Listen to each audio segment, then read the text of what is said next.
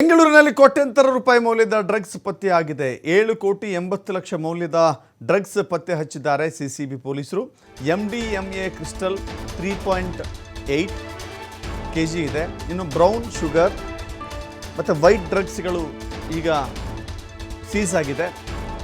42 gram ತೂಕದ 82 ecstasy ಮಾತ್ರೆಗಳು ಸೇರಿದಂತೆ 23 kg ಗಾಂಜಾ, 482 ಗ್ರಾಂ ಹೈಡ್ರೋ ಗಾಂಜಾ ಸೀಸ್ ಮಾಡಲಾಗಿದೆ.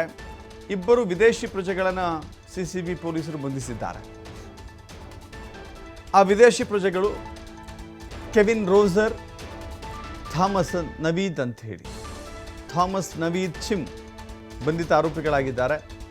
ಸಿಸಿಬಿ ಮತ್ತು ಮಹದೇವಪುರ ಪೊಲೀಸ್ ಠಾಣೆಯಲ್ಲಿ ಪ್ರಕರಣ ದಾಖಲಾಗಿದೆ.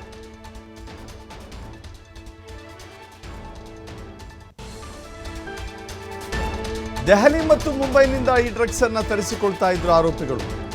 ಹೆಬ್ಬಗೋಡಿಯಲ್ಲಿ ಮನೆಯೊಂದನ್ನು ಮಾಡಿ ಡ್ರಗ್ಸ್ ಡೀಲ್ ಮಾಡ್ತಾ ಇದ್ರು. ವಾಟ್ಸಪ್ ಮೂಲಕ ಲೊಕೇಶನ್ ಅನ್ನು ಹಾಕಿ ಮಾರಾಟ ಮಾಡ್ತಾ ಇದ್ರು.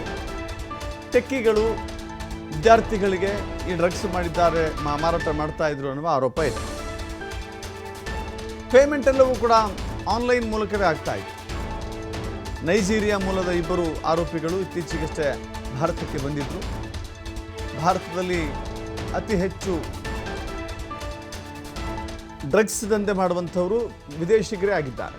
ಬೇರೆ ಬೇರೆ ದೇಶದಿಂದ ಬಂದಂಥವರು ಇಲ್ಲಿ ಡ್ರಗ್ಸ್ ಡೀಲ್ ಮಾಡ್ತಾರೆ, ಡ್ರಗ್ಸ್ ಪೆಡ್ಲರ್ಗಳಾಗಿದ್ದಾರೆ. MDMA, ಕೊಕೇನ್ ರೀತಿಯ ಅನೇಕ ಮಾದಕ ವಸ್ತುಗಳನ್ನು ತಲುಪಿಸಲಾಗುತ್ತೆ.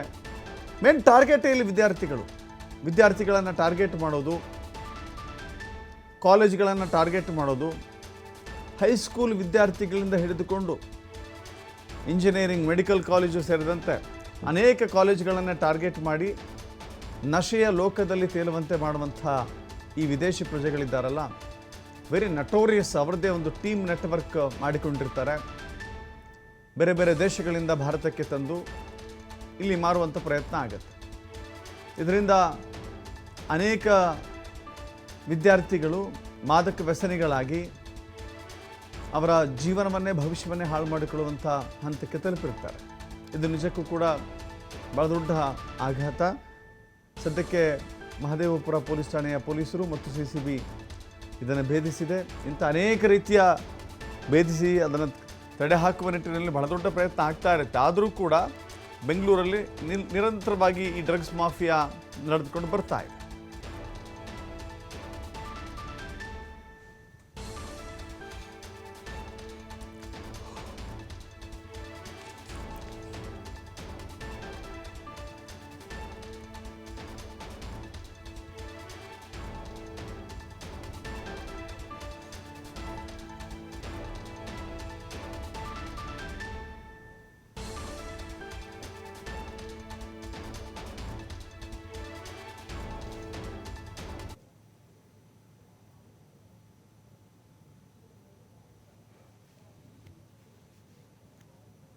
ನೋಡ್ತಾ ಇದ್ದೀರಿ ದೃಶ್ಯಾವಳಿಗಳಲ್ಲಿ ಆರೋಪಿಗಳ ಫೋಟೋಗಳನ್ನು ಕೂಡ.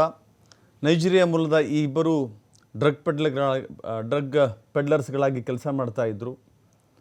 ಹಣದ ಆಸೆಗಾಗಿ ಯುವಕರನ್ನು ದುಶ್ಚಟಕ್ಕೆ ತಳ್ಳುವಂಥ ಕೆಲಸ ಇದು. ಹಣ ಮಾಡಿಕೊಳ್ಳಬೇಕು ಅಂತ ಹೇಳಿ ಬೇರೆ ಬೇರೆ ದೇಶಗಳಿಂದ ಭಾರತಕ್ಕೆ ಬಂದು ಡ್ರಗ್ಸನ್ನು ಸಪ್ಲೈ ಮಾಡೋದು. ಅವರದ್ದೇ ಆದ ಒಂದು ನೆಟ್ವರ್ಕ್ ಮಾಡ್ಕೊಂಡಿರ್ತಾರೆ.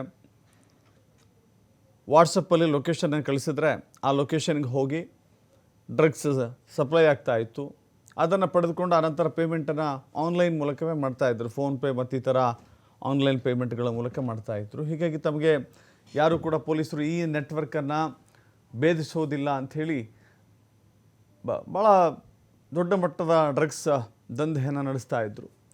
ಇದೀಗ ಪೊಲೀಸರು ಅದಕ್ಕೆ ಕಡಿವಾಣ ಹಾಕುವ ನಿಟ್ಟಿನಲ್ಲಿ ಈ ಇಬ್ಬರನ್ನು ಅರೆಸ್ಟ್ ಮಾಡಿದ್ದಾರೆ. ಮಾತ್ರವಲ್ಲ, ಆ ಮಾದಕ ವಸ್ತುವನ್ನು ವಶಕ್ಕೆ ಪಡೆದುಕೊಂಡಿದ್ದಾರೆ.